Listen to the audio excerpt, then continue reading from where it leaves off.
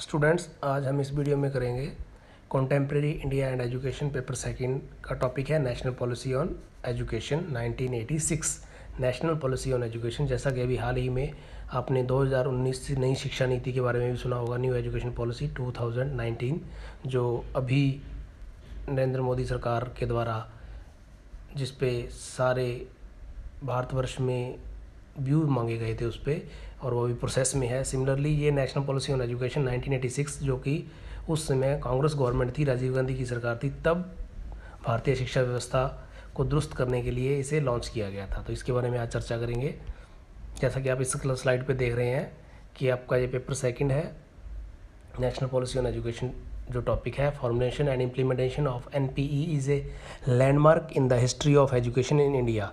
जो एनपीई है, national policy on education 1986 है, ये भारतीय शिक्षा व्यवस्था के इतिहास का सबसे महत्वपूर्ण एक बिंदु है, जिसके बाद भारतीय शिक्षा व्यवस्था एक पटरी पे, एक ट्रैक पे आई और एजुकेशन डेवलपमेंट इन इंडिया में देखने को मिली, जैसा मैंने इसमें लिखा हुआ है। ये पॉलिसी दूसरे कमीशन जो इससे पहले बैठे थे उससे अलग है, क्योंकि चाहे वो यूनिवर्सिटी कमीशन हो, चाहे वह सेकेंडरी एजुकेशन कमीशन या मुदालिर आयोग जिसे कहा गया, या इंडियन एजुकेशन कमीशन जिसे कोठारी आयोग कहा गया, या स्वतंत्रता से पहले जितने भी कमीशन आए, चाहे वो वुड डिस्पैच था, चाहे वो एडम्स रिपोर्ट थी, चाहे वो मैकाले मिंट था, चाहे वो सार्जेंट प्लान था, गोखले बिल था, वो एक व्यक्ति विशेष के नाम पे थे कि एक व्यक्ति विशेष उनका चेयरमैन होता है। लेकिन ये जो पॉलिसी है, ये पार्लियामेंट में डिस्कस हुई, लोकसभा में पहले प्रेजेंट हुआ बिल, फिर राज्यसभा में, फिर इसे पॉलिसी ड्राफ्ट बनाया गया, और ये गवर्नमेंट ऑफ इंडिया और direct prime minister of India के द्वारा इसको ऑब्जर्व किया जा रहा था, इस पॉलिसी को, जिसके तहत भारत की शिक्षा व्यवस्था में बदलाव होने थे। इस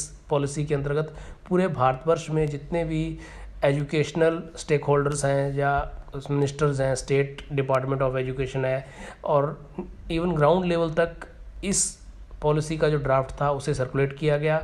उसकी अलग अलग कॉपीज़ बना करके ट्रांसलेट की गई, चेक मैंने लिखा हुआ है इसमें, इंग्लिश की कॉपीज़ को हिंदी में और उर्दू में कॉपीज़ को ट्रांसलेट किया गया, और फिर उन्हें डिस्ट्रीब्यूट किया गया, और उनसे व्यू मांगे गए, पेरेंट्स से भी, टीचर से भी, प्रिंसिपल से भी, और उधर जो भी एडमिनिस्ट्रेशन था एजुकेशन का, उन सब से उनके सुझाव मांगे गए कि कैसे एक ड्राफ्ट तैयार किया जाए, पॉलिसी बनाई जाए, ताकि भारतीय शिक्षा व्यवस्था को दुरुस्त किया जा सके।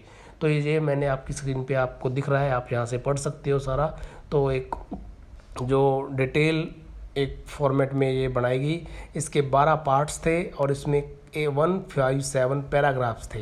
ये जो पूरा डॉक्यूमेंट था नेशनल पॉलिसी ऑन एजुकेशन, जिसका नाम था 1986, जैसा कि आप इसको स्क्रीन पर देख रहे हैं। तो अब हम अगली स्लाइड पे चलते हैं कि अब इस पॉलिसी के जो इंडिकेटर्स थे, जो मेन फीचर्स थे 12, वो क्या क्या थे, वो हम इसमें चर्चा करेंगे। पहला था essence and role of education. सबसे पहला पॉइंट इन्होंने क्या रखा पॉलिसी में कि शिक्षा की भूमिका, कि रोल ऑफ एजुकेशन क्या होना चाहिए, एजुकेशन का रोल क्या होना चाहिए एक नेशन की डेवलपमेंट में। तो पहला आता है education for all and for all on development. तो इसमें मीन कि एजुकेशन जो हो वो सबके लिए होनी चाहिए, for every caste, every religion, every region, every colours. किसी के साथ भी हमने भेदभाव नहीं करना है, डिस्क्रिमिनेशन नहीं रखना है। तो education for all and for all round development. All round development mean education for physical development, education for social development, education for intellectual development, education for spiritual development, education for emotional development, education for vocational development, education for moral development. जितने भी हमारे development के aspects हैं उन सबको fulfil करने वाली education होनी चाहिए, ऐसी एजुकेशन। और एजुकेशन का ये रोल होना चाहिए कि सभी एस्पेक्ट्स को डेवलप करे। दूसरा education for cultural development. Culture, जिस कंट्री में एजुकेशन दी जा रही है, सेम उस कंट्री का कल्चर क्या है, उसकी संस्कृति क्या है, उसको बढ़ावा देने वाली, विकसित करने वाली शिक्षा होनी चाहिए। अगला बिंदु इसमें आता है फर्स्ट पॉइंट का सब पॉइंट 3 जो आप स्क्रीन पे देख रहे हैं, education for developing ideas of democracy. लोकतंत्र के जो विचार हैं, लोकतंत्र की जो आइडियोलॉजी है, उसको डेवलप किया जाए, लोगों के द्वारा लोगों के लिए गिव एंड टेक वैल्यूज़ को डेवलप किया जाए। एजुकेशन फॉर डेवलपिंग सोशलिज्म, जैसा मैंने अभी बोला, give and take values, socialism, समाजीकरण की भावना को विकसित करना शिक्षा की भूमिका है, कि वो समाजीकरण अर्थात लोग आपस में मिलजुल कर रहें। Education for the development of mind and spirit, मस्तिष्क का विकास करना, विल पावर का विकास करना शिक्षा की मुख्य भूमिका में होना चाहिए। एजुकेशन फॉर साइंटिफिक डेवलपमेंट, अब 20वीं सेंचुरी था, 21st सेंचुरी की ओर हम बढ़ रहे थे, तो पूरा होल वर्ल्ड जो है वो इंडस्ट्रियल और साइंटिफिक डेवलपमेंट वहाँ सब जगह हो रही थी। तो वैसा ही इंडिया में रोल ऑफ एजुकेशन क्या होना चाहिए, जो वैज्ञानिक विकास करे, साइंटिफिक डेवलपमेंट लेकर के आए। Education for the development of man power for economy, economy के लिए मैन पावर चाहिए, चाहे वो मशीन है, चाहे वो एग्रीकल्चर फील्ड है, चाहे वो मैनेजमेंट फील्ड है, चाहे वो मेडिकल फील्ड है, हर जगह मैन पावर चाहिए, ताकि मैन पावर अपना कंट्रीब्यूशन देगा, जिससे कि हमारी इकोनॉमी क्या होगी, बूस्ट होगी, आर्थिक रूप से हम विकसित होंगे। तो ये पहला पॉइंट था। इसके आगे सब पॉइंट 7 हमने डिस्कस किए। उसके बाद आता है national system of education, second जो पार्ट्स है, फीचर है इसका, नेशनल सिस्टम ऑफ एजुकेशन की ऑल ओवर इंडिया में एक नेशनल सिस्टम होना चाहिए एजुकेशन का, एक राष्ट्रीय ढांचा होना चाहिए, जिसके तहत सभी स्टेट्स में एक ही तरह की एजुकेशन दी जाए। मींस कि उसकी जो रिलायबिलिटी है और उसकी जो वैलिडिटी है वो सेम होनी चाहिए, स्टेट टू स्टेट अलग अलग वेरी नहीं करने चाहिए रूल्स। तो नेशनल सिस्टम होना चाहिए एजुकेशन का, कि बच्चा अगर 10th करता है, +2 करता है, ग्रेजुएशन करता है, वो ऑल ओवर इंडिया से कहीं से भी करता है, तो उसकी जो वैल्यू होगी वो सेम होगी। देन उसके बाद एजुकेशन फॉर क्वालिटी, शिक्षा गुणवत्ता के लिए होनी चाहिए। तीसरा पार्ट जो मेन फीचर था, एजुकेशन फॉर क्वालिटी, गुणवत्ता कैसे आएगी। फर्स्ट ऑफ ऑल इसमें क्या, equality of educational opportunity for all, educational की अपॉर्चुनिटी सबके लिए होनी चाहिए, वो चाहे कोई भी जेंडर हो, चाहे कोई कास्ट हो, चाहे कोई रेसिस हो, चाहे कोई रिलीजन हो, चाहे कोई रीजन हो, सबके लिए इक्वल अपॉर्चुनिटी होनी चाहिए, वहाँ किसी के साथ डिस्क्रिमिनेशन ना हो। Removal of illiteracy, illiteracy basically main 15 to 35 year जो एज ग्रुप है, वहाँ इलिटरेसी ज़्यादा देखने को मिल रही थी, तो उसको रिड्यूस करने के लिए एडल्ट एजुकेशन का प्रोविज़न रखा गया, ताकि कम से कम साक्षरता जो है, असाक्षरता भारत में रहे, साक्षरता दर को बढ़ाया जा सके।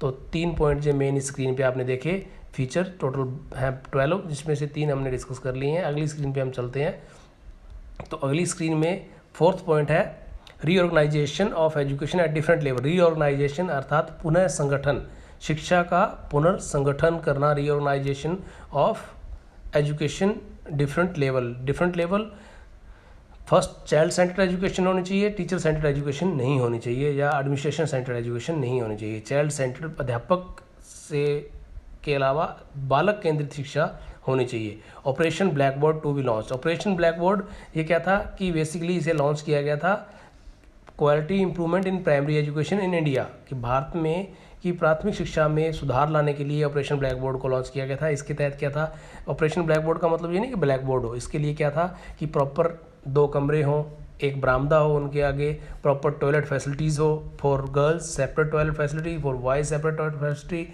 For staff female staff, for male staff. Basic जो नीड्स हैं स्कूल की, चाहे वो वाटर फैसिलिटीज़ है, चाहे वो इलेक्ट्रिसिटी है, वो सारी फुलफिल होनी चाहिए। एक प्रॉपर क्लासरूम्स होना चाहिए, आगे बरामदा होना चाहिए, क्लासरूम के अंदर प्रॉपर जनरल एड्स होनी चाहिए। ये था ऑपरेशन ब्लैक बोर्ड जो एनपी ने लॉन्च किया, जिसके तहत कि बेसिक जो नीड्स हैं स्कूल की उसे फुलफिल किया जा सके। एस्टेब्लिशमेंट ऑफ पे सेटिंग स्कूल, पे सेटिंग स्कूल अर्थात जो स्थायी स्कूल होते हैं, जो रेजिडेंशियल स्कूल जिसे बोलते हैं, इसके लिए एनपी ने एनवीएस का फार्मूला निकाला। एनवीएस स्कूल जो है, नवोदय विद्यालय स्कूल जिसे बोलते हैं, वो लगभग 400 स्कूल खोलने का इन्होंने क्या किया, रिकमेंडेशन दी कि एनवीएस स्कूल खोले जाएँ, रूरल एरिया में खोले जाएँ, ताकि रूरल एरिया के एजुकेशन को डेवलप किया जा सके।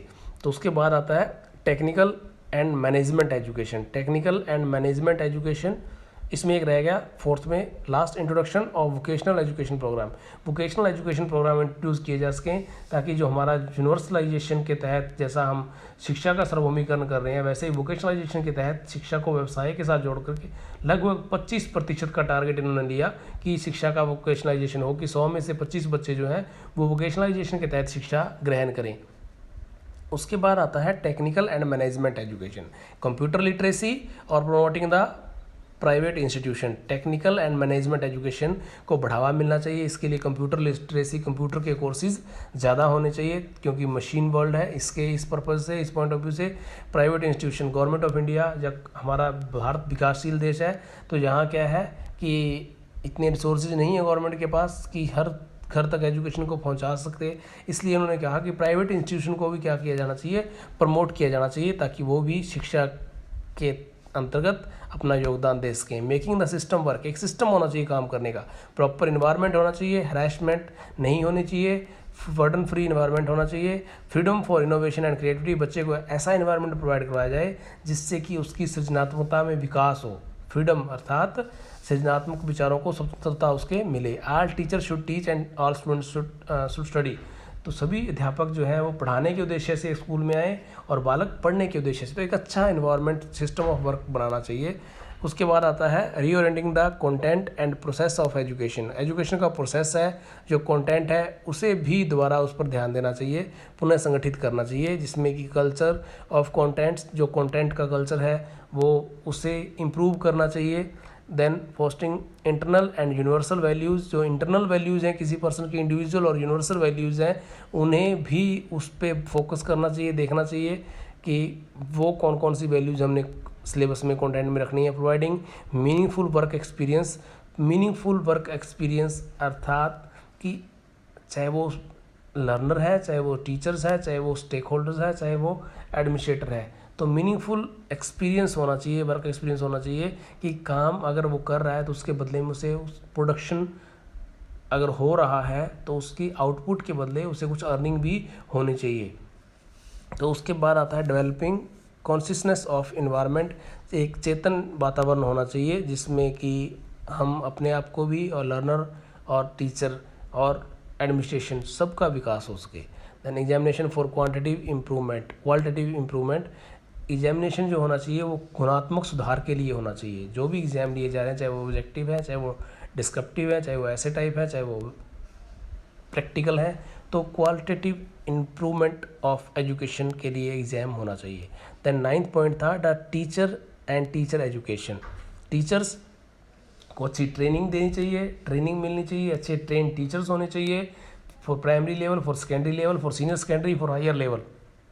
और टीचर्स के साथ साथ टीचर एजुकेशन का provision in service teacher education और प्री सर्विस। इन सर्विस जो टीचर सर्विस में है उन्हें भी एजुकेशन लेने का अधिकार होना चाहिए, उनके लिए भी अच्छे कोर्सेज होने चाहिए ताकि वो जॉब के साथ साथ एजुकेशन ले सकें। और प्री सर्विस जो टीचर की जॉब टीचर बनना चाहते हैं उनके लिए कोर्सेज लाइक बीएड है, डीएड है, ईटीटी है, एमएड है, ऐसे कोर्सेज लॉन्च करने चाहिए। Then management of education. Education की मैनेजमेंट होनी चाहिए। जो एजुकेशन का मेन प्रबंधन है वो कौन देखेगा? मैनेजमेंट नेशनल लेवल पे होनी चाहिए, स्टेट लेवल पे होनी चाहिए और डिस्ट्रिक्ट लेवल पे होनी चाहिए। ये 3 इसके सब पॉइंट है। देन उसके बाद रिसोर्स एंड रिव्यूज़, रिसोर्सेज होने चाहिए और रिव्यूज़ होने चाहिए टाइम टू टाइम, जो हमारी एजुकेशन सिस्टम को देख सकें, उनकी ऑब्जर्वेशन कर सकें और जो भी नीड्स हैं, जो भी प्रॉब्लम्स हैं उनको आइडेंटिफाई किया जा सके और उनको टाइमली शॉर्ट आउट किया जा सके, उन प्रॉब्लम्स को और नीड्स को फुलफिल किया जा सके। देन 11th पॉइंट जो इन्होंने दिया फीचर्स में, early childhood care and education, ECCE, early childhood care and education mean ECCE provision होना चाहिए कि 3 से 6 साल के जो बच्चे हैं early childhood care and education उन्हें दी जानी चाहिए। स्टेट की ये रिस्पॉन्सिबिलिटी होनी चाहिए, नेशन की ये रिस्पॉन्सिबिलिटी होनी चाहिए और एडमिनिस्ट्रेशन की ये रिस्पॉन्सिबिलिटी होनी चाहिए। देन फ्यूचर, कि एजुकेशन का फ्यूचर हमने क्या करना है, डिसाइड करना है। तो हमने एजुकेशन के लिए जो भी पॉलिसीज़ बनाने हैं, जो भी प्रिंसिपल सेट करने हैं, वो फ्यूचर यानी कि 21st सेंचुरी को देख करके हमने तैयार करने हैं, उसको ले करके हमें आगे बढ़ना, आने वाले टाइम को देख करके आगे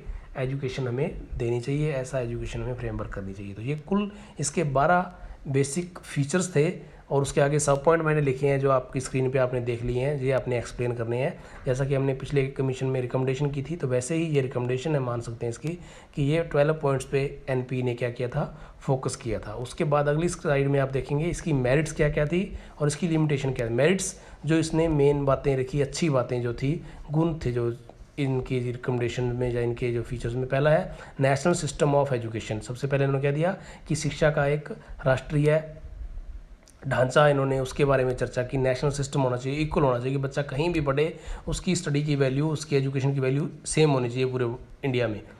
देन उसके बाद इंप्रूवमेंट इन प्राइमरी एजुकेशन, इसके लिए उन्होंने ऑपरेशन ब्लैक बोर्ड लॉन्च किया प्राइमरी एजुकेशन को इम्प्रूव करने के लिए in India. Pace setting school, यहाँ इन्होंने NVS school, Navodaya Vidyalaya school खोलने के लिए बात की, 400 स्कूल खोलने का इन्होंने प्रपोजल रखा। वोकेशनल टारगेट्स, 25% वोकेशनल टारगेट्स रखा इन्होंने कि इतना तो भारत में शिक्षा का व्यवसायीकरण होना चाहिए। Delinking degree from jobs, job के साथ डिग्रीज को लिंक किया जाए कि बच्चा डिग्री के बाद किसी जॉब में सेट हो सके। Management of education, national level, state level, district level के मैनेजमेंट की बात की, बहुत अच्छी थी। इक्वालिटी बेस्ड एजुकेशन, सबके लिए इक्वल राइट्स होने से, कोई भी बच्चा he she is belonging to any caste, any religion, any region, any gender, वहाँ डिस्क्रिमिनेशन नहीं होना चाहिए। ये मेरिट्स थी एनपीई की, नेशनल पॉलिसी ऑन एजुकेशन की। लिमिटेशन जिस पे इन्होंने कम ध्यान दिया वो कौन कौन से थे देखेंगे। Financial aspects not worked out, financial aspects को इन्होंने कुछ ज़्यादा सीरियसली नहीं लिया, अच्छे से इन्होंने उस पर कोई ज़्यादा फोकस नहीं किया। और देन उसके बाद no reference to basic system of education, basic system जो कि महात्मा गांधी जी ने दिया था उसका थोड़ा सा उस पर इन्होंने कम ध्यान दिया। वर्किंग आवर्स इन स्कूल, इसके बारे में कोई चर्चा नहीं की कि वर्किंग आवर कितने होने चाहिए, 200 या 200 डेज होने चाहिए, या वर्किंग आवर कितने होने, 6 आवर 7 आवर कितने होने चाहिए। नेबरहुड स्कूल कॉन्सेप्ट इग्नोर, जो कि विद्यालय और घर के बीच की दूरी है उसे कम करने की ऐसी कोई बात नहीं की, उस कॉन्सेप्ट के बारे में इन्होंने चर्चा नहीं की अपने एनपीई में।